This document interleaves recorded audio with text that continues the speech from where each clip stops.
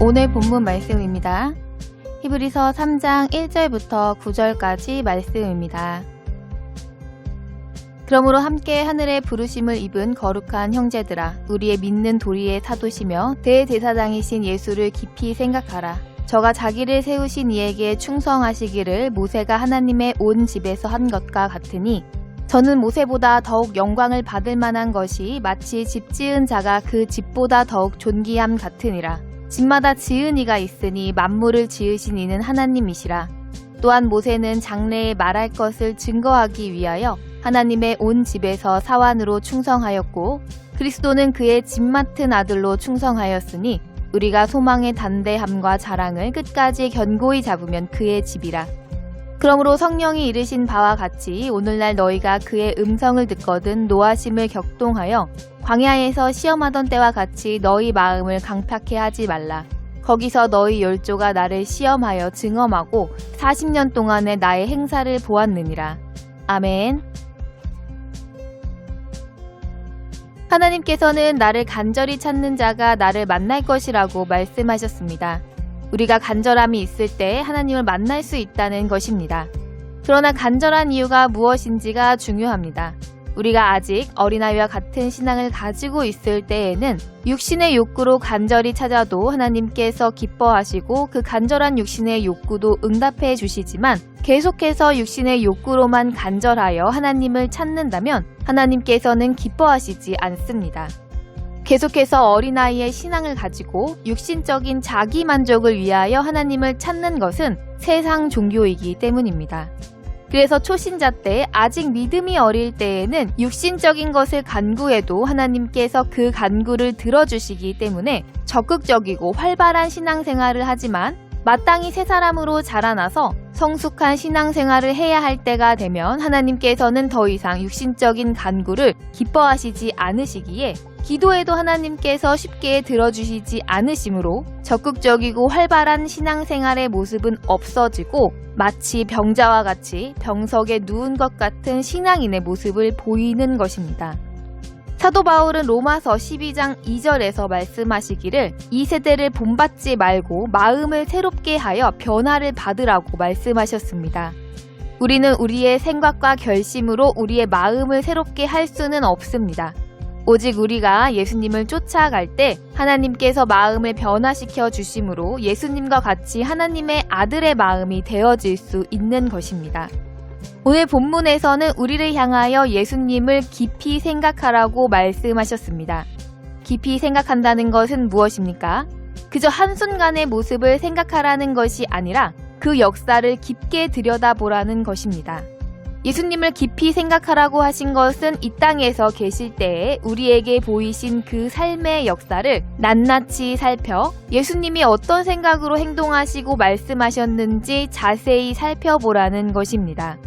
그 예수님의 삶의 모습을 깊이 살펴볼 때 우리는 예수님의 마음을 알아가게 되는 것이며, 결국에는 그리스도의 장성한 분량까지 자라나게 되는 은혜를 덧입을 것입니다. 본문 1절 말씀은 우리의 존재를 함께 하늘의 부르심을 받은 거룩한 형제라고 말씀하셨습니다. 우리는 우리 존재의 올바른 정체성을 가지고 있다면 많은 희생이 따르더라도 내가 지켜야 할 것은 지키게 되어지는 것입니다. 그로 인하여서 우리는 우리의 정체성이 보존될 것이고, 나아가서 각자의 정체성을 지킬 때 하나님께서 이 세상의 질서를 흐트러지지 않게 하실 것입니다. 우리가 육신의 삶에서 나의 위치, 나의 지위를 내팽개치고 싶을 때가 많지만 참고 인내함으로 개인의 삶이 유지되고 있는 것을 생각해 본다면 우리가 하나님의 자녀로서도 똑같아야 한다는 것을 알 수 있을 것입니다. 우리의 정체성은 무엇입니까? 예수님과 함께 부르심을 입은 거룩한 형제입니다. 거룩이라고 하는 것은 구별되었다는 것입니다. 무엇과 구별된 것입니까? 세상과 구별된 것입니다. 그렇다면 세상과 어떻게 구별되어야 합니까? 바로 말씀으로 구별되어야 하는 것입니다. 바로 우리가 하나님 앞에 예수님과 함께 부르심을 받은 복되고 거룩한 하나님의 아들이라는 사실을 어떠한 상황에서도 예수님처럼 흔들리지 않아야 되는 것입니다.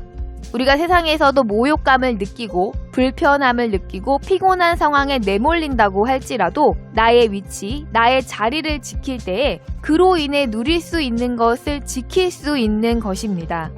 우리가 하나님의 아들로 예수님과 함께 부르심을 받은 자라는 사실에 대해서 항상 깨어 있어야 그 자리를 온전히 지킬 수 있을 것입니다.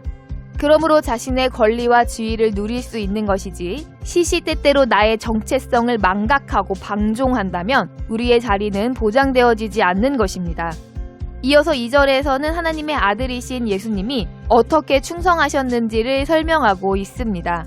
이것을 우리가 반드시 알아야 하는 이유는 무엇입니까? 우리가 바로 하나님의 아들로서 부르심을 받았기 때문입니다. 하나님의 아들 예수님이 어떻게 충성했으며 어떻게 자신의 정체성을 지켰는지를 분명하게 보고 깊이 생각하여 그 예수님과 같은 아들의 마음으로 충성하는 자가 하나님의 아들의 권세를 누릴 수 있을 것입니다.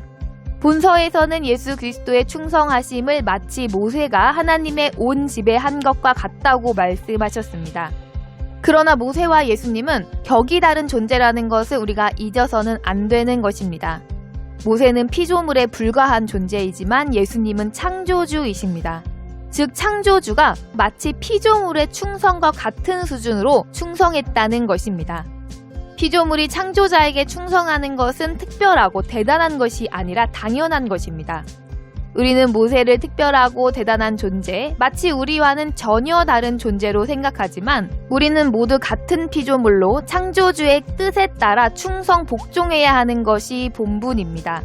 중요한 것은 창조주인 예수님께서 하나님의 아들로서 본을 보이시기 위하여서 피조물과 같이 충성했다는 것입니다.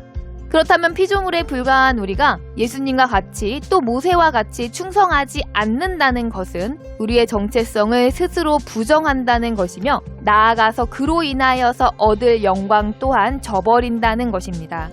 우리는 구별하기를 모세는 대단한 사람이기에 하나님께 쓰임받은 위대한 종이지만 나는 그렇게 위대하지 못하고 대단하지 못하다는 마귀의 속임수에 벗어나야 합니다. 피조물은 대단해서 하나님께 충성하는 것이 아닙니다. 피조되었기에 창조주의 뜻에 따라 당연하게 충성해야 합니다. 이어서 6절에서는 우리가 끝까지 소망과 담대함과 자랑을 견고히 잡으면 그의 집이라고 말씀하셨습니다. 그런데 우리는 견고히 잡지 않습니다. 나는 부족한 자이며 아직은 믿음이 어리고 사명이 아니고 때가 아니라는 그럴듯하고 겸손해 보일 듯한 말로 불순종하며 피조물의 정체성을 꾸준히 부인하며 스스로 자기의 영광을 삭감시키는 것을 두려워하지 않습니다. 이 세상에서 우리가 하나님의 아들로 부르심을 받았다는 증거는 순종하면서 인내함으로 나타내야 합니다. 무엇에 인내해야 합니까? 하나님의 아들 예수님과 같이 환난 핍박이 와도 말씀에 굳게 서서 순종하기를 멈추지 않고 참고 견뎌내는 것이 인내하는 것입니다. 말씀에 굳게 선다는 것은 말씀 그 자체이신 예수 그리스도를 온전히 본받는다는 것입니다. 말씀에 서 있는 자는 감정을 버리고 자기의 뜻을 버려야 합니다. 우리는 감정의 노예가 아니라 오직 말씀에 굳게 서서 견디고 인내함으로 하나님의 아들로 불러주신 그 정체성을 지켜내야 합니다.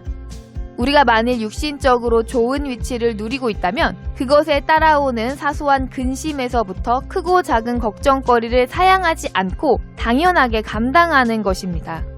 그렇다면 하나님의 아들로서도 내게 두려운 일이나 힘든 일이 다가와 우리를 걱정 근심하게 할지라도 우리가 하나님의 아들이라면 그것을 당연하게 받아들여 감당해야 하는 것입니다.